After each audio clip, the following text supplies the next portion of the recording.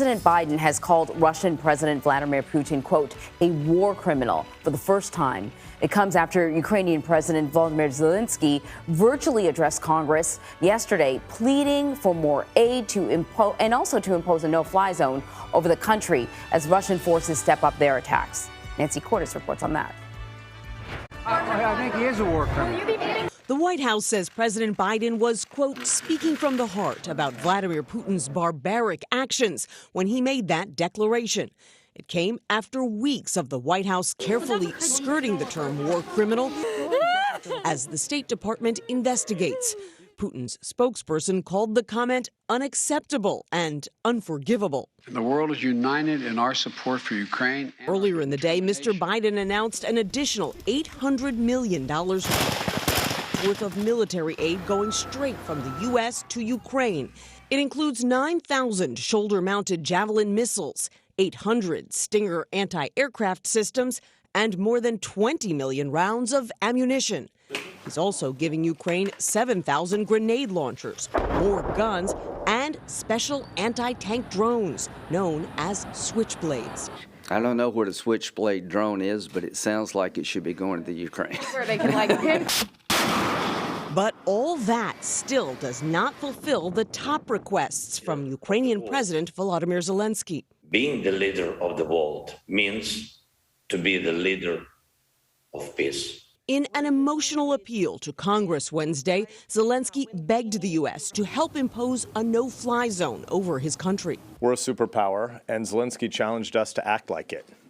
But a no-fly zone is something neither the White House nor most of Congress supports, for fear it would draw U.S. and NATO pilots into the conflict. I have a dream. These words are known to each of you. Today I can say, I have a need.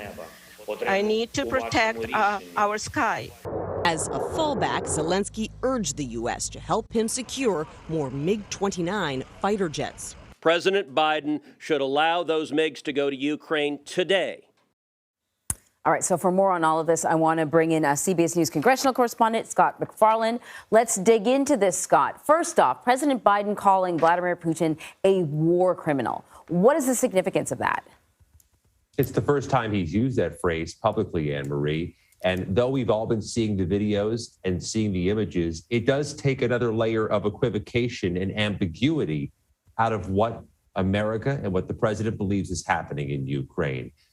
Ultimately, this didn't come in a prepared speech. The White House didn't mobilize a big communications effort for the president to say this. He didn't say it from the podium as he gave remarks yesterday. He said it while being pursued by reporters after an event elsewhere in the room. So the White House press secretary was asked about that statement later and tried to provide some context or contours for it. She said that President Biden was, quote, speaking from the heart.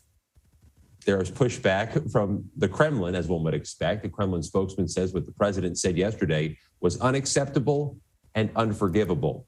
The White House press secretary, Anne-Marie, said there is a formal investigation into the possibility of war crimes. The Hague is investigating. Vice President Harris had pushed while in Poland recently for formal investigations, and one would have to wait for the results of those investigations. But the president said something his senior advisors have been reticent to say, that Vladimir Putin is a war criminal. Let's talk about President Zelensky's address to Congress. You were in the room yesterday. He appealed to their sense of shared values, freedom. He challenged their concept of what leadership really is in a time like this. And then he showed that video. What was the mood like in there? It was a transcendent moment, Anne-Marie, in as much as it transcended politics. One of the rare times I've seen Republicans and Democrats actually sitting together. They weren't on their formal sides in the Capitol Visitor Center auditorium. And the speech by President Zelenskyy invoked those things that transcend politics. He referenced 9/11.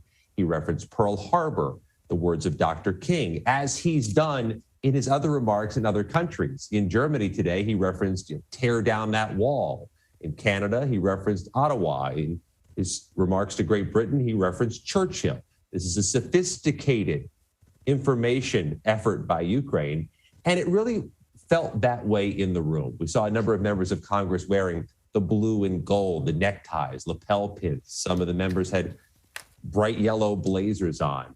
And when they walked out of the room, they walked out with a singular message, Republicans and Democrats, that more can be done, more should be done. But what will be done, that will revert us to our old partisan lines. Republicans are critical of the Biden administration's speed in this. Democrats have said the Biden administration has moved quickly and efficiently and can do more. So the partisan divides will return. Yeah, I can totally see that. I mean, if there's any indication that there was support in the room, looking at those standing ovations would certainly suggest that. But then what are you going to do? What's the action to back up that support? Scott, thank you very much.